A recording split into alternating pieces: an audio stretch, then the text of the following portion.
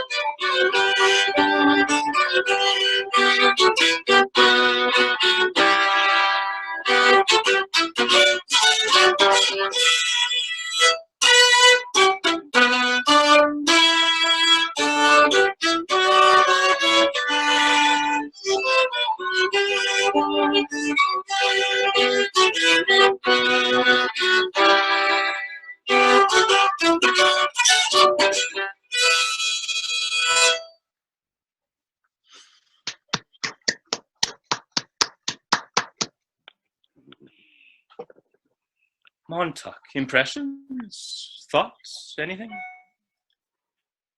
Kind of reminds me of a really fast minuet. Okay, fast minuet. I'm with you on the fast. Minuet's typically like a 3/4 musical time signature. This one is in a kind of a square tempo thing, but no, I'm sorry. I agree with you. I think you're right. I think it's in 3. The printed time signature is 2/2, but this is a thing in shape note. And I mentioned how shape note is it's more often kind of a rural and modal logic. It's throughout its tradition. Mostly, it's been people who have not been to school for music, who are not trained in the cities, not a part of that committee and bureaucracy of a denomination making a hymnal that goes this way. Now, if it goes this way and opens up sideways, this is a kind of a rural, less educated thing. And people talk about the misbarred tunes a lot. This is one of them. It says 2/2, that would be beat in 2, very square, like a march. Boom, boom, ba-dum, ba, ba. But it's not. It's really 1, 1, 2, 3, 1, 2, 3, bum, ba, 2, 3, ba, da, bum, ba, da, da, 3, 1, ba, da, 2, 3, da, dum, bum, ba, dum, ba, da, dum, ba, ba, da, da, da, ba. Yeah, it works in 3. This is one of those that really is a 3/2 tune, and like the shape note tradition, they put it in 2/2. I got snookered by too much literacy. I looked at the page, it says 2/2, and I'm like, that's not like a minuet. It says 2/2, not 3. You're right. It's in 3. And that's a shape note thing, to have that misfit. I did not know any of that. Yeah, good, okay. Yep, you're right. You see, like I say, I got snookered by too much literacy. It happens, and your feeling is right. Yeah, other thoughts, impressions? The beginning phrase of it that repeats. Yes. It sounds like an old school Western interpretation of native music. Perfect. But I know that's not the case. But that's what it sounds Well, no, like. it might be. But there's 2 things about that. One really wacky thing. No, I won't even do that. So much digression. There's a real story involving like back and forth to China and Cantonese opera and the Wild West and the railroad and like back here and a lot of Chinese music being pentatonic and a lot of shape note music being pentatonic because that's modal logic, and there's actually a lot of similarity and the oral tradition of Chinese. They were actually carrying melodies. Stephen Foster melodies appeared in Southern Chinese opera like months after they were published. Wow. Strange but true. I just learned these things a few years ago and just blown away. And then movie writers in the 20th century, music writers, just kind of take that pentatonic stereotype of Prairie West. It might be kind of a Chinese thing, but it might have become Chinese from the rural Western shape note, kind of like these things actually became each other. There's some real genuine historical connections, exactly in the time period that matters here. Strange but true. But not the focus. But then the other half of that, like a Western movie. Again, that's like this is white power structure stereotypes. Trying to present the image, and that was my impression of this melody. To me, and that first phrase in particular, I'm glad you pinpoint the first phrase. That's the one that is very unusual on the page. It's octaves, meaning everybody's singing the same letter name notes. Everybody's singing the same notes. I was singing this in the car today. I was driving around a lot, and I was thinking about this and getting ready, and I tried singing this melody, and it's really hard. It's almost impossible, and in fact, there's no choir that could sing it. It's amazing and crazy what Thomas Commuck did. And even if you don't read music, I think you can see this on the page. Let's see, Montauk 3, 4, 5. Yeah. Oh, this is so cool. So Here's the here's the first phrase, and all four parts, the notes are kind of ba ba ba ba ba ba. Same thing here, ba ba ba ba ba ba. Same thing here, ba ba ba ba ba. They're all following the same path. It's a valley. It's this V shape, and they're all doing that together. That's forbidden in all the rules of European slick scientific voice leading style. I can't believe Thomas Hastings let his name be on the cover of this book, and that happened. That's impossible. And besides that, the range of it is huge. Between this phrase going deep down and pretty high, and the very ending going even higher, the total range of this melody, just the main line, is an octave and a fifth. That's pretty big. It's not outrageous. That's pretty big. But then you consider that different voice parts already are a fourth or a fifth apart from each other in their range. And so, but they're singing the same notes together. So half of them, depending how you set the pitch, because you don't read the literal pitch off the page. People always just make up their own pitch. The pitch, how high and low music is. Like, do we go ba ba ba ba, or should it be ba ba ba ba ba ba, or should it be ba ba ba ba ba ba? Where do you start? Do you end up lower? Do you end up higher? You have to be able to fit it in your voice. This one doesn't fit in a voice; it's too big, and the different voices are different voices. So as soon as it even very begins, it's already too high or too low for somebody, and then still going an octave and a fifth. Crazy. That's Indian. That's Commuck. And my impression was like, this is the trope. This is the stereotype. It's terrifying. Octaves are loud. Octaves are extra loud. They're louder than harmony. And it opens like that out of nowhere. And to me, this is the trope, the stereotype of like the terror of like the Indian war whoop, the Indian war holler, right? I think that's what this is. So well then what are the words for that? Well,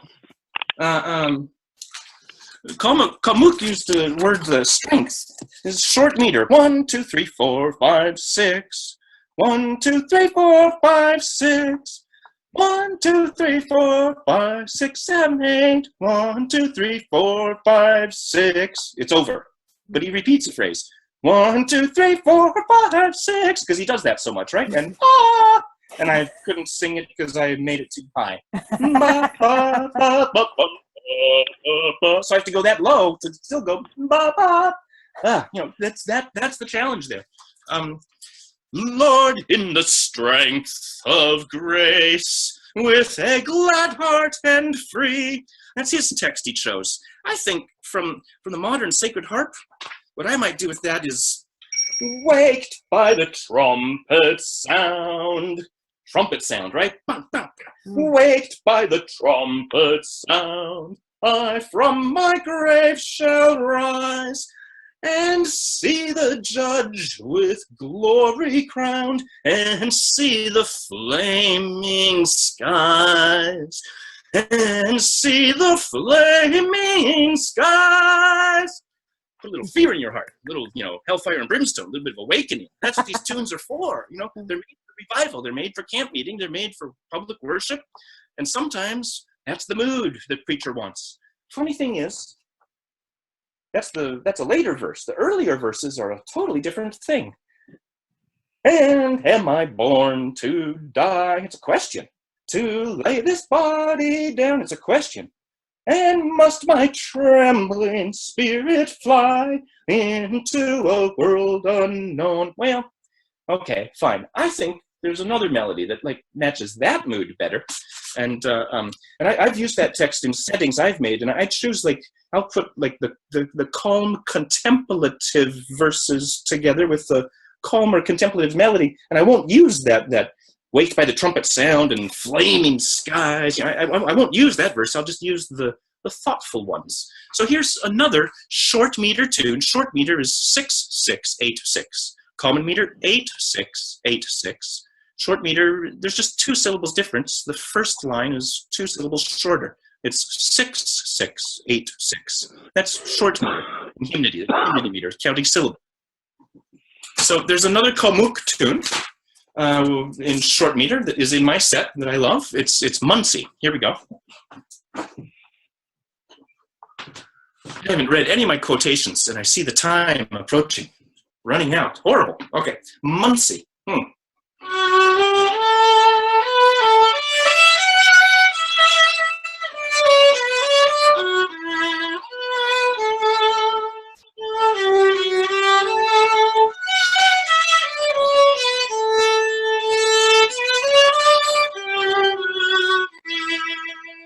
The phrase repeat again.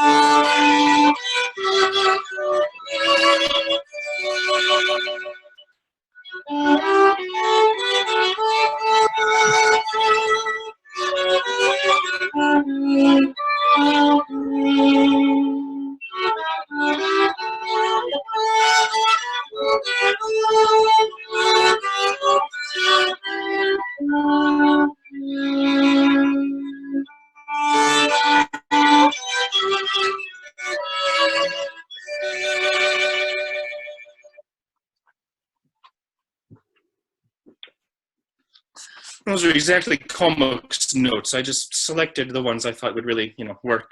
I say exactly. There's like one or two accidental I changed, but I think those are accidentals that Hastings added, and I'm restoring the, who knows? We need a little more research detail to make those good arguments. But that was Muncie. Impressions? Sounds like music you'd hear in a Ken Burns documentary. Okay, good. Yeah, it was beautiful, though. Beautiful. Well, yeah. I mean, the famous Ken Burns one, the Ashokan Farewell. That's a major tune, which nonetheless has this kind of, I don't know, cool, calm, reflective, distant mood. And Jay Youngar, who wrote that, he says, 10, 15 years afterwards, and he's on the YouTube video playing it, and still that many years later, he still says, I cry every time I play it, right? It's a major melody. The stereotype is happy. And yet, it's the Civil War theme. And this one, I think it is very like that. And Schubert in classical music is kind of famous for this. It says major, and yet he finds the poignancy, the edge of melancholy in it, the nostalgia, the wistfulness. To me, this like totally captures like, sitting on the porch on the prairie and just wondering like, okay, and I look and I just see this ocean of, waving wheat or whatever, but there's something more. There's something beyond that. And I wonder, chew some corn cob. I wonder what that is. I feel like it's got that mood and again, totally different than these others. I see a lot of affinity with that impression. But that goes for me with like these first verses. These are Charles Wesley texts. And am I born? I'm taking the instrumental key, and it's too high for me. And am I born to die, to lay this body down? Must my trembling spirit fly into a world unknown? Into a world unknown. Soon as from earth I go, what will become of me? It goes on like that. That's different than waked by the trumpet's sound. Yeah, flaming skies. Yeah, very different. I want to hit some quotes. Do we have a timekeeper? Does the recording cut off? Were you expected like hour total? Can it go over a little bit? These are maybe Megan questions. However you'd like to do it is fine. Yeah. Well, I think there had been, at least with me and maybe others, an expectation about an hour. I'd like to request, overtime. The score's tied. Score's tied. We got to go extra innings. Is that okay? A little bit? Yeah, some? Thank you. Thanks. Now, I put these, I know.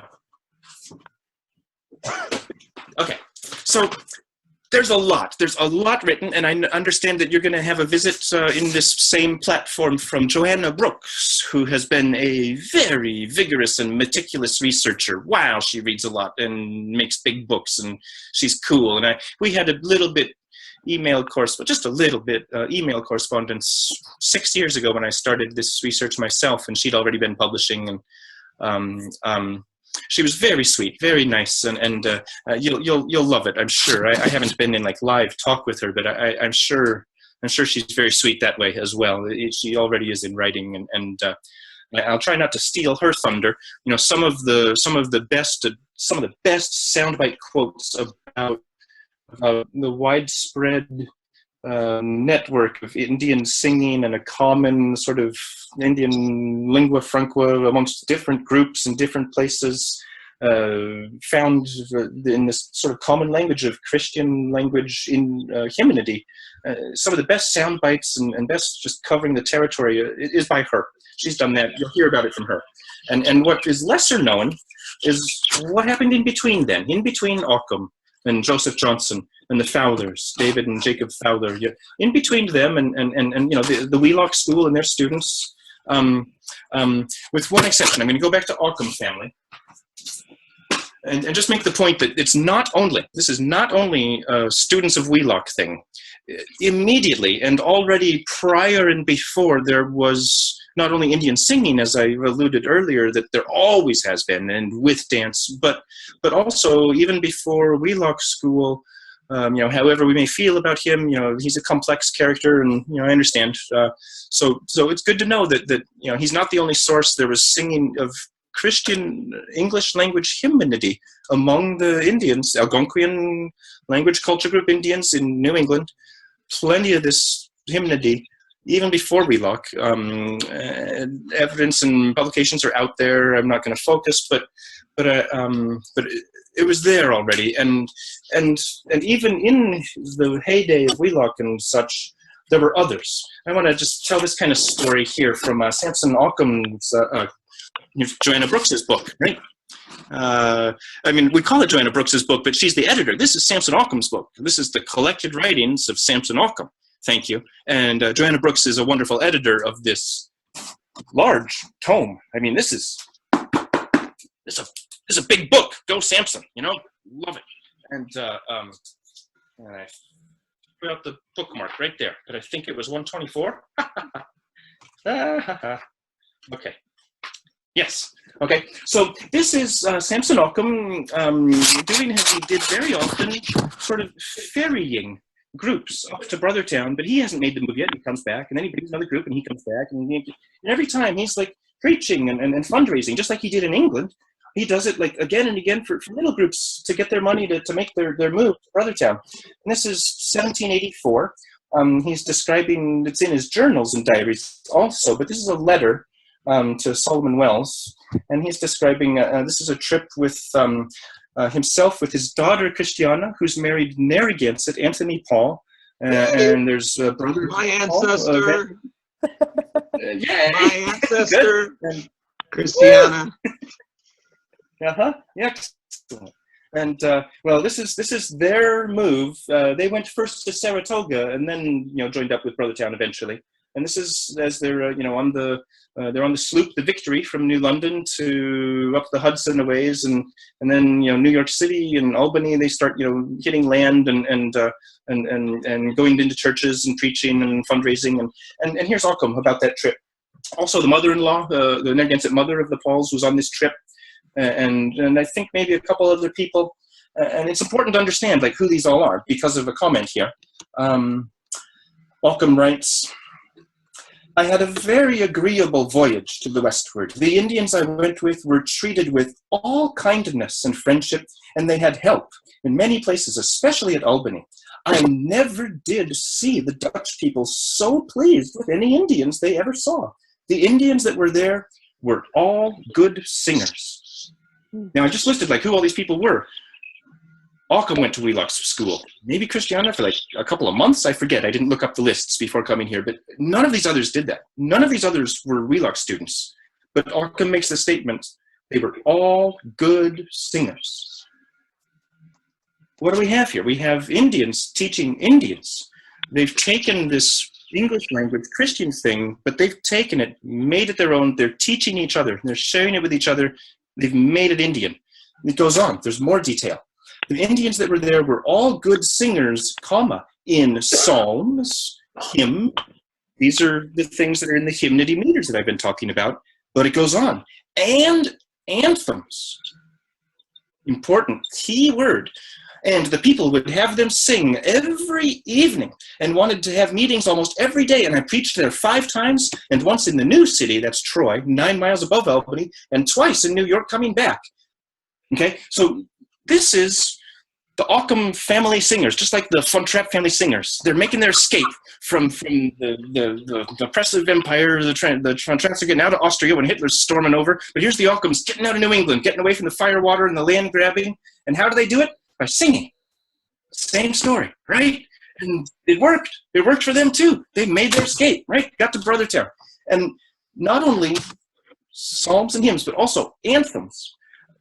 Sometimes just tiny little key words speak volumes. Anthems are not like these little plain tunes. Anthems are prose text out of scripture, which are much more difficult to memorize. And the music traditionally for anthems is also it's not just a verse and then you're done and you just use the verse over and over 10 verses in a row and it was just one verse of music. No, anthems are written out.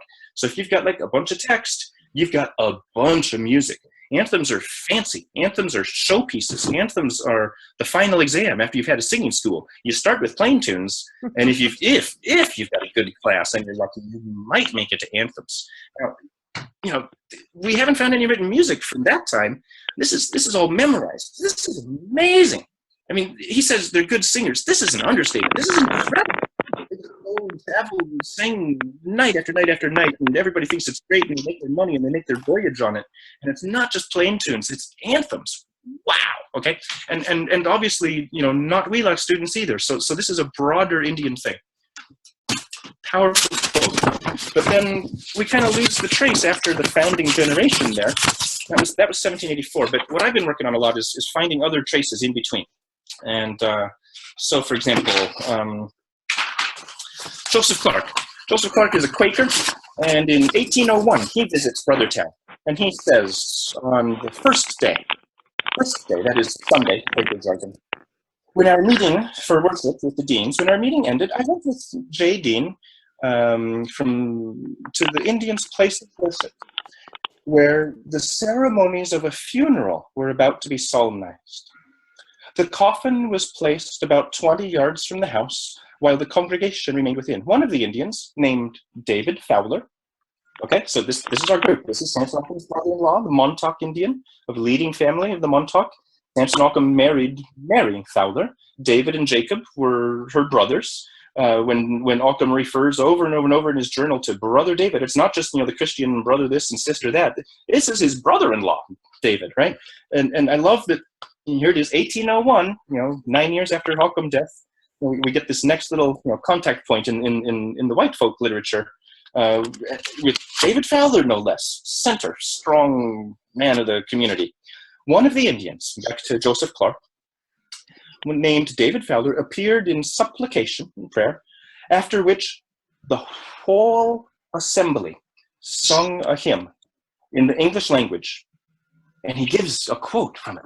2 lines of which were, Lord, make our souls ascend on high, where neither gold nor pearls can fly. That's a pair of iambic 8-syllable lines. So it has to be in a long meter hymn, or it could be in Occom's favorite, a common particular meter, 8, 8, and 6, or there's a couple other much more rare meters, but basically, I read through the entire Sacred Harp. I have a printout of Samson Occom's 1774 hymnal. I read through it. And I read through these two common things these days, Gadsby's and Lloyd's. It's just been a recreation of mine for a couple of years since I stumbled into this quote.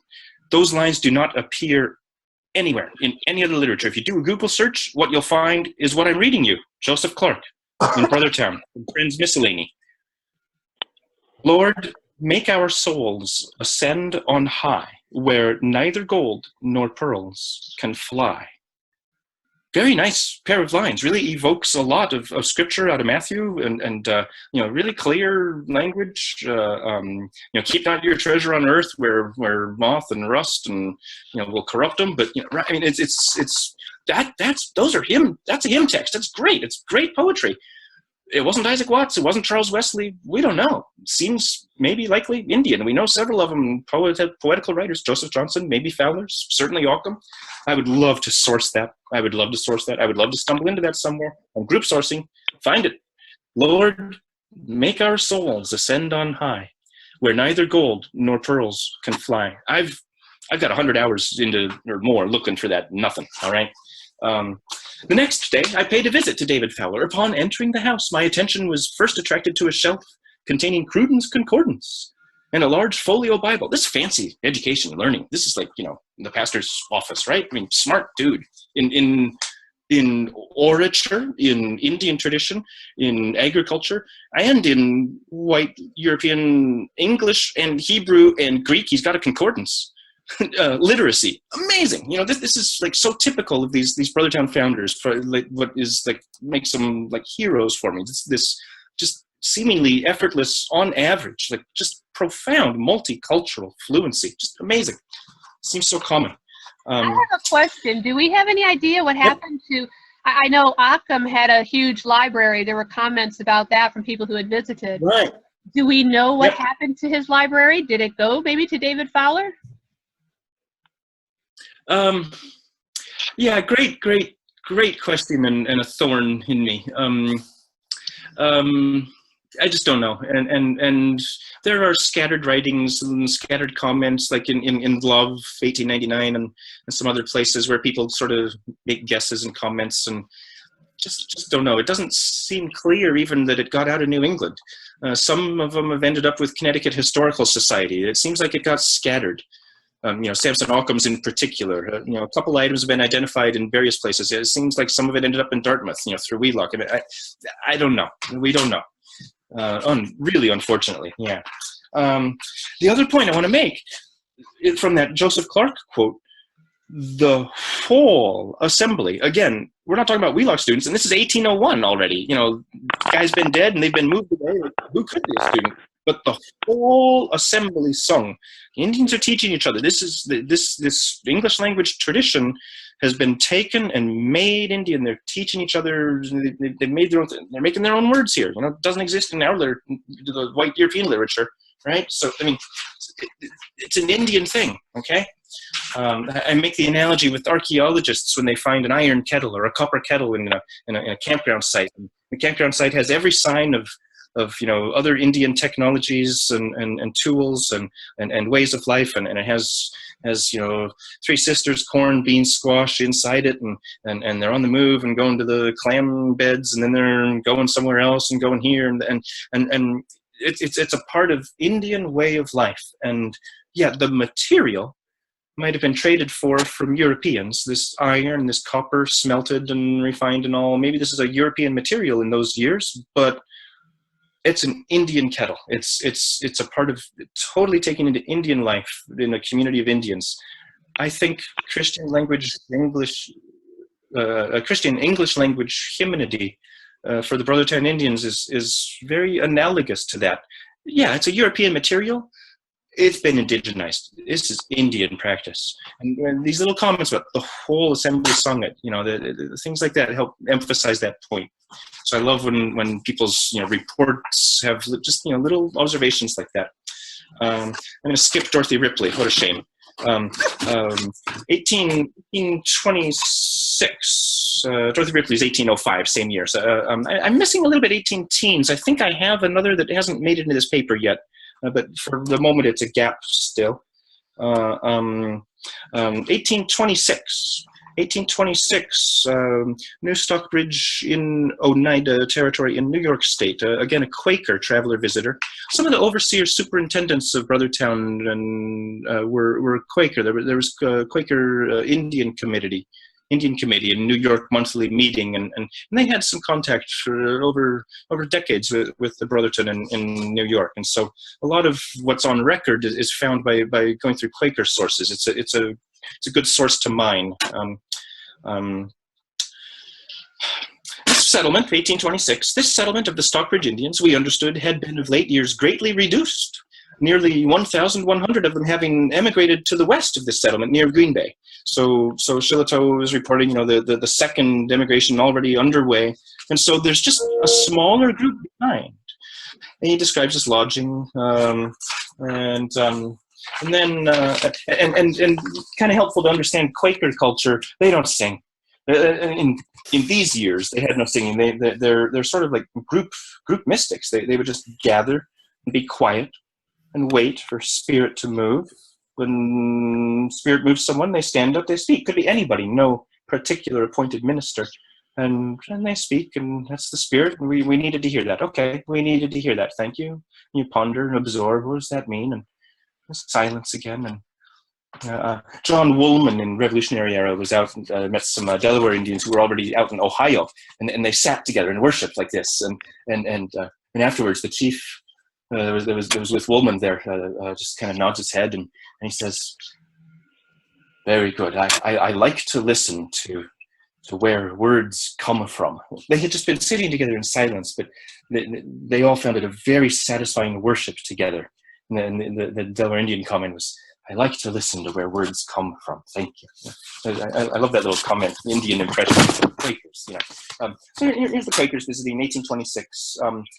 Shillitoe ministered, and then, quote from Thomas Shillitoe, "Feeling my mind relieved from further service, I informed our friend and interpreter to that effect, on which he immediately gave out a hymn." Now this is terrifying to Shillitoe. He's like, "Oh no, not that! They're going to sing. This isn't right." So he continues. "I could see no other way for us. I couldn't see any way out, but just to quietly keep to our seats, which we did during the performance of this solemn act. For so it felt to me to be with many of them, if my feelings on the occasion were correct. Not a doubt remaining in my mind, although I could not understand a word, it being in the Indian language." Interesting factoid.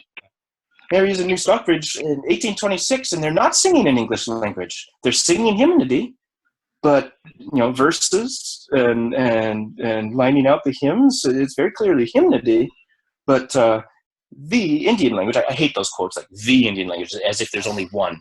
Which one? Come on, give us a clue. But no, not many clues. But he goes on, that they're singing, and he says, I couldn't help but think that, this is a solemn act, and that many of them felt the awful, which wasn't a negative connotation word that it is for us, awful, just, impressive, awful. It's big, it's good, it's incredible. The awful impact of the words they uttered. I mean, they were singing. He can't even make himself write that because he's so horrified by it. He goes on with some more detail. The women appeared to take the most active part. The melodious sound and the frequent gradual rise and fall of their voices equaled in melody and solemnity anything of the kind which I had before been a witness to. Another common theme in observations of Brothertown Indian singing is not just they were good, like, "This is the best I've ever heard in my life." It's superlative comments. Equaled in melody and solemnity anything of the kind which I'd before been a witness to. Now, this speaks extra strongly because reading around in this Thomas Shillitoe journal before and after, you realize he'd just been living in Norway and in Germany for like a couple of years. He was with the kings and the nobles and the dukes. He was in their courts, in their churches. He just was in Europe only a couple generations after, a lot of he's in Lutheran and Protestant chorale singing headquarters of the planet, and Western European music tradition choir training headquarters, and he's surely heard the best and the richest and the most amazing of all of that.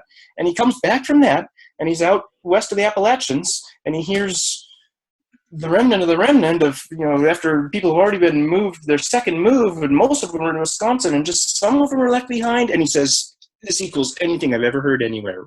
Wow. Right? Okay. 1827, 1 year later, now we're in Wisconsin. And it's a little confusing. I don't have exactly the timeline, like when were the moves made and how many gone. I wonder if Shillito was right in his details. Maybe more people were still in New York than he thought, because 1827, there's a report of a group of Brothertons traveling to Wisconsin Territory, land scouting, and trying to figure out where they're moving, and negotiating the stuff. And Green Bay Army Post Commissioner of Indian Affairs, Thomas McKenney, Commissioner of Indian Affairs out in the Territory, wrote observations of their singing. Bear in mind, this is a tired, weary, straggling group of just a few travelers. They ain't got no home court advantage. This is everything against them. They're just out there in Wisconsin Territory, and just a small, ragged group traveling. And this is the group we're talking about.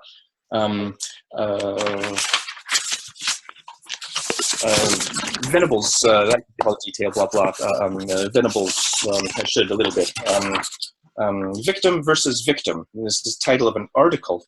Victim versus Victim, the irony of the New York Indians' removal to Wisconsin. In larger title, the compilation, American Indian Environment. Edited Vexey and Venables, Syracuse University Press, 1980. American Indian Environments, Vexey, Vecsey, and Venables. 1980, but they found a primary source which they're quoting in there. They are introducing their primary source quote. They're still introducing. McKenney was impressed by the Christian hymn singing of the Oneidas, Stockbridges, Munseys, and Brothertowns. Let's notice that group. Here we have this mixture of Algonquian and Haudenosaunee, Iroquoian language group people together, traveling far from home, but they're singing together, all of them. That's also pretty amazing factoid. He wrote that they sang 3 parts: bass, tenor, and treble. He doesn't say soprano, he says treble. He recognizes 3 parts. He names them: bass, tenor, treble. This guy has some musical sophistication. He's using music jargon. This becomes a more meaty, a more weighty testimony, because this is obviously a man with knows something about some musical detail. They sang in 3 parts: bass, tenor, and treble, and with a time so true, and with voices so sweet as to add harmony even to nature itself. And as I listened to their songs of praise and their prayers, I felt humbled and ashamed of my country in view of the wrongs that it inflicted and yet continues to inflict upon these desolate and destitute children of the forest. It's from 1827. I'm sorry that we could put, almost any year you want on that. Anyway, that's 1827. Interesting factoids and superlative language again. 1830. C. Colton. I don't know what the C is for. C. Colton, a book, Tour of the American Lakes and Among the Indians of the Northwest Territory in 1830. Volume 1. And there are reprints of this. It's available. It's out there. 1830. He visits, and he says, and he's writing from Grand Coquitlam, August 16th, 1830, after about a recent meeting for worship amongst the Stockbridge in Wisconsin. Well, right next door neighbors of Brothertown in New York, common Algonquian background, even a little bit different tribal group, but from Stockbridge, Massachusetts. These are Housatonic Mohicans. The Stockbridge, Housatonic Mohicans, but the northern Massachusetts ones. But after being in New York, often these, as we heard in that last quote, will be mixed altogether: Stockbridge, Muncie, Brothertown, Oneida, and Samson Occom himself, after just some personal squabbles and trials, tribulations, persecutions in Brothertown, gave up on it, and he lived out his final years in New Stockbridge. He was serving there, and they actually were the ones who gave the original call to him to be the minister and put up the money a little bit more than Brothertown did for him to actually finally make the move himself. So I feel okay about kind of conflating these groups a little bit in these later years, 1830s, 40s, and saying this is representative of Brothertown singing. They're New York Indians now. So and when a visitor says Stockbridge, they could be half Brothertown anyway, you know, who are mixed in there. I don't know. We don't know exactly. But this is in Wisconsin, 1830. And he says, I had always understood that the Indians are good singers. It is an exercise for which they have great fondness and you know, reputation. A lot of writers comment on this. But the half had not been told me. They seem all to be singers, and the mellowness and the sweetness of their voices, together with the accuracy of their ear and their horror of discord, ensure the sweetest harmonies in their chorus. This tribe have been so long practiced in the art of sacred music, and their taste is so good in the selection of common tunes and anthems, special jargon again, remember, the anthems, that they are surprisingly familiar with the most extensive range of Christian psalmody. I heard about 30 of them last evening, male and female, sing an hour and a half without interruption, passing from one piece to another without repetition. Hour and a half? They don't have to repeat? Wow, I mean, we've got a body of repertoire. Samson Occom makes a comment about being at Abraham Simon's, Narragansett, and singing for 2 hours. You know, so from 1780s to 1830s, we've got hours of repertoire, not just simple anthems. This is amazing, okay? I heard 30 of them, hour and a half, passing from one piece to another without repetition, except as requested. All done in good style of performance when we compare the ordinary choirs of church singers, one with another, and in pure English, except occasionally by particular desire expressed, they sung in their own tongue. So twice in a couple sentences there we have indication that individuals will make requests of the group and they'll sing that way. That's exactly shape note tradition today. We take turns like, okay, I'd like to sing on page 300. Okay, Calvary. And we're off. Okay, how about tune number this? Okay, boom, we're all on the same kind of thing happening here. This very democratic, you know, just everybody down on the same level together and taking turns. And I wonder whether, you know, where this comes from. We know where some of the music publishing track comes for the living shape note culture, but some of the practice, Dinner on the Grounds, I skipped the amazing quote of like the first Dinner on the Grounds, 1785, when Occom arrives at Brothertown. He's describing today's modern shape note singing, all day singing, and Dinner on the Grounds. It's 1785 in Brothertown. Shape note singers don't know this. We don't know where the tradition came from. I think it might be a Mohegan wigwam ceremony and green corn ceremony that got translated to us.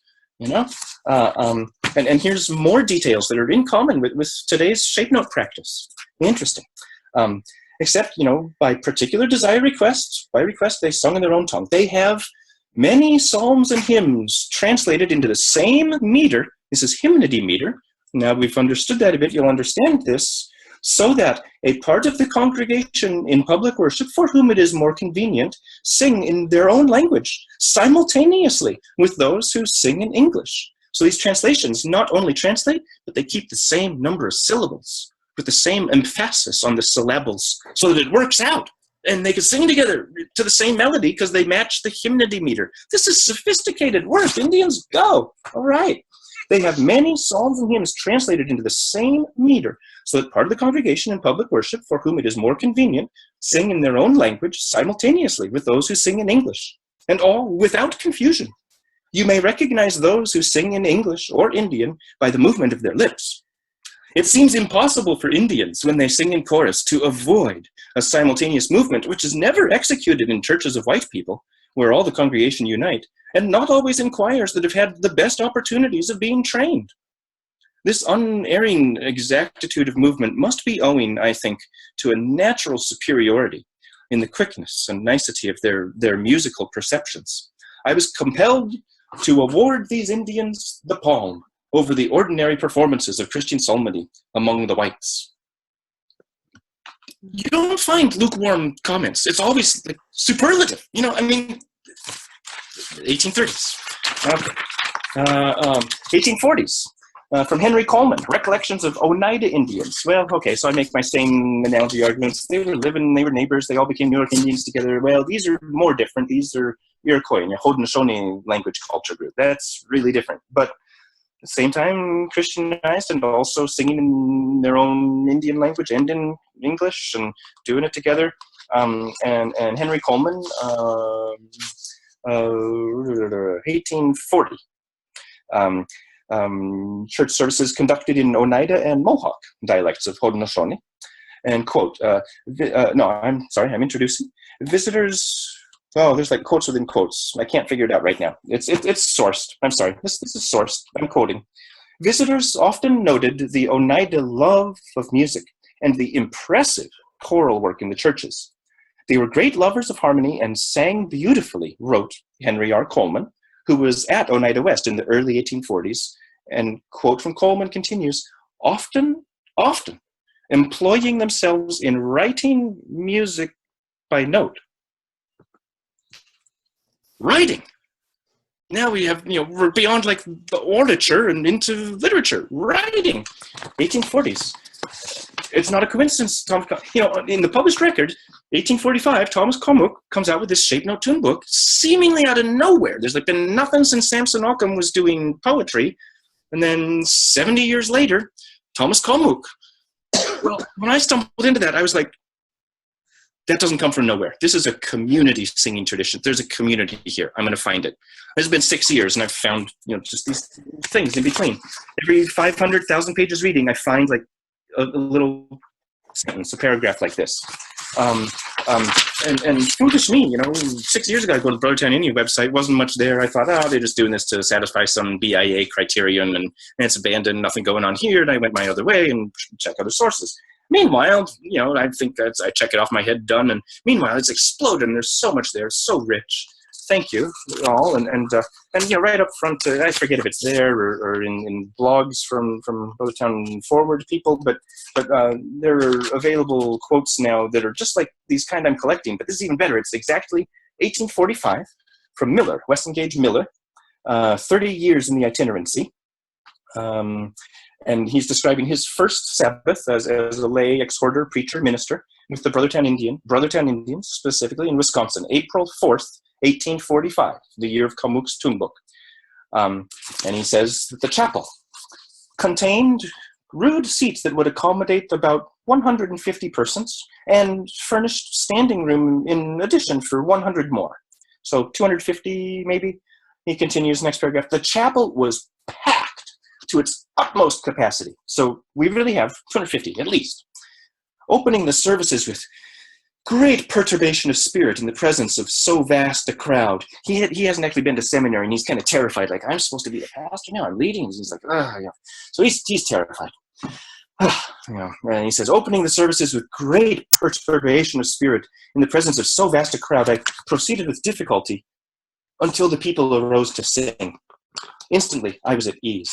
I was not a stranger to good singing, for my surroundings had always been fortunate in this particular, but I am free to say that up to that hour, my ears had never been so thrilled by Christian melody. The tones were not as mellow as those of the African, but they were more deep and thrilling, inclined rather to a high key and disposed to be sharp and piercing.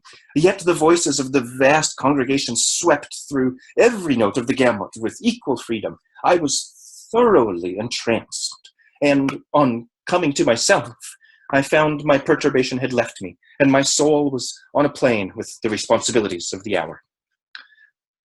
At the close of the public services, class meeting was held under the charge of Father Ebner, the leader. This brother was a man of age and experience, well adapted to his position and universally beloved. The meeting was conducted in the usual manner and was an occasion of spiritual refreshing. The testimonies were direct and touchingly simple, usually accompanied with weeping and sometimes with the shout of triumph. The singing, however, was the principal feature, both in quantity and quality. For this highly susceptible people had given this part of the services in all their meetings the first place. Among the most noted leading voices were those of mine host, Alonzo D. Dick, Jeremiah Johnson, Orrin Johnson, and Thomas Commuck. And he goes on to describe, after these multiple Sunday meetings with lots and lots of superior singing, many other meetings during the week. And then same year we have Thomas Commuck. And I thought like 10, 15 overtime. I went way past that, right? But can I read the footnote and play Old Indian Hymn and say rap? It's a rap. Yeah? Okay. So forward and backward. Forward and backward in the traditions. And I have to spot my Indian melodies here. 63. 63. Thomas Commuck put a footnote on a tune, which, unlike almost all the others in his book, except for an anthem, which of course comes from scripture, unlike all the other simple tunes in his book, this one does not have a poetry hymn reference from the Methodist hymnal. And it's called Old Indian Hymn, and it has a very interesting footnote at the bottom, which reads, the Narragansett Indians, he's Narragansett, and he says, the Narragansett Indians have a tradition that the following tune was heard in the air by them and other tribes bordering on the Atlantic coast many years before the arrival of the whites in America, and that on their first visiting a church in Plymouth Colony after the settlement of that place by the whites, the same tune was sung while performing divine service, and the Indians knew it as well as the whites. The tune, therefore, is preserved among them to this day and is sung to the words here set. And he sets words, and I have comments on how those words, English, like really, especially in the chorus, they really don't fit the melody. The words in the melody, like, actually don't fit. And to me, that's a real argument in favor of his footnote, of his story here. Also, the music isn't the scientific slick thing. I really feel old modal bones here. I'm not vouching for everything he says, but I'm saying those things. Here is Thomas Commuck, Old Indian Hymn.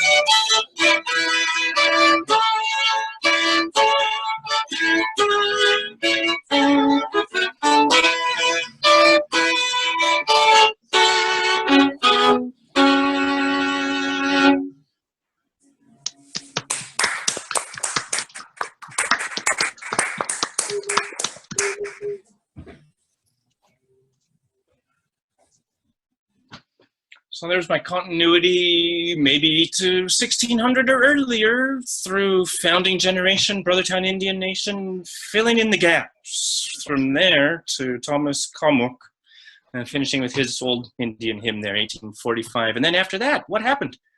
Well, you know, maybe that's the next 6 years research. I don't know.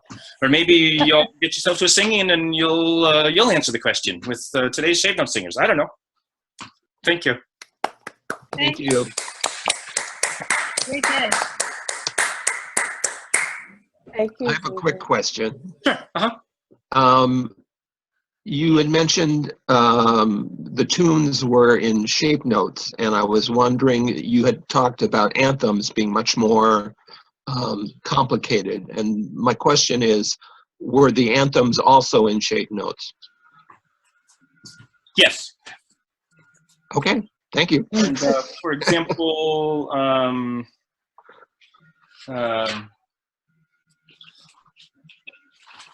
here's one from Commuck. Starts on 105. Turn the page. 104. Keeps going. Included. 10. Yeah. Goes on for pages. Not that bad. Let's continue. Still goes on. 4th page. Whoa. It's just long. Concluded. Yeah, that's anthem. Big, fancy. It's not just, a thing with a verse and you can sing 10 verses. No, you got to memorize in parts your 4 pages. Wow, right? Anthem, fancy. But shapes do the trick.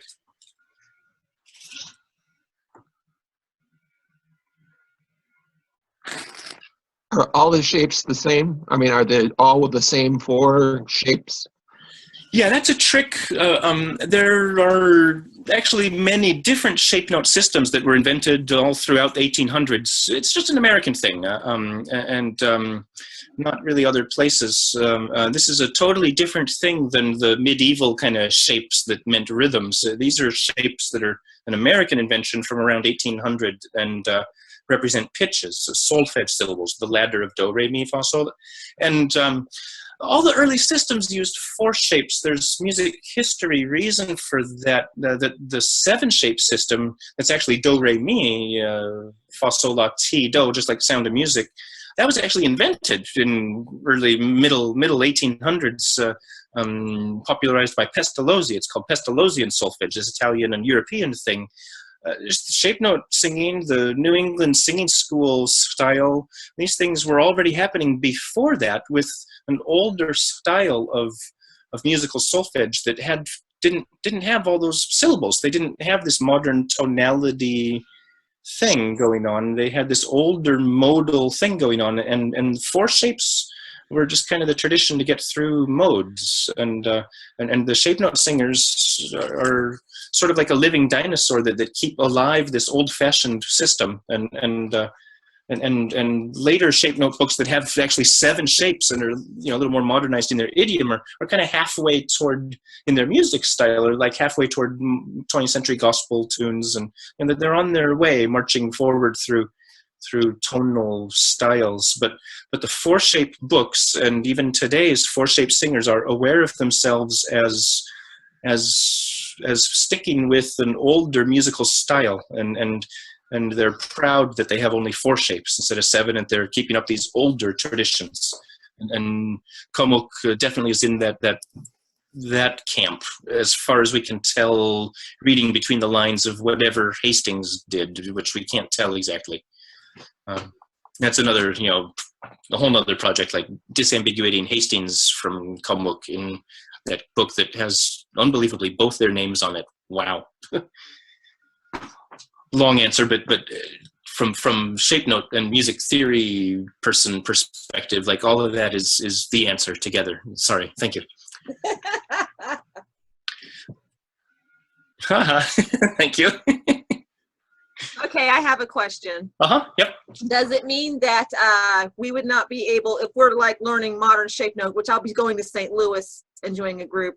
Strong center. Yeah, strong center. Good for you. Yep. They're very excited. When I told them that I was trying to get it so I could bring it back to the tribe, they got really excited. They were like, "Who's this Occom fellow?" And I had to but anyway. Yeah, yay. Does this mean I can't go backwards? Has the system changed so much that I can't go backwards to the original music to read it? No, not at all. It means it's the same system. Like the who you'll find in St. Louis, that group, those people have done in not too long ago, they made there was in 1820 a tune book called the Missouri Harmony that came out of St. Louis, and it had its own particular repertoire, and they've, for like a decade or two, they've been digging into that history, and they did a reprint. They've done a reprint of that, which is including everything that was in some later edition of it. That went through many editions. That was a popular tune book. But it went out of print for 100, 150 years. And then and they've reprinted some edition of it, and they've added modern tunes, I believe, and added some other tunes that are really, so they have really like a bigger book that's kind of their book, and they're excited about that. Yeah, I'll be buying it. When you get into that one, look for the tune Ganges, and that has Occom text, and it might be like an interesting, there might be interesting story with that melody. We don't know for sure yet. Okay. Ganges. That's not in the Sacred Harp, but they are also certainly Sacred Harp singers. This modern red book, this is a 4-shaped book, and this is exactly what I was answering that last question. Like the singers of the modern Denson and Cooper Sacred Harp are 4-shaped tune books. They are consciously in this older modal bones style, and that's the same as the Missouri Harmony style. That's the same as the Thomas Commuck style, insofar as it's different from Thomas Hastings. It's same stuff, same language, same 4 shapes, exactly what you need to know, what the modern singers are doing, and what you need to know for Commuck. Great question, yeah.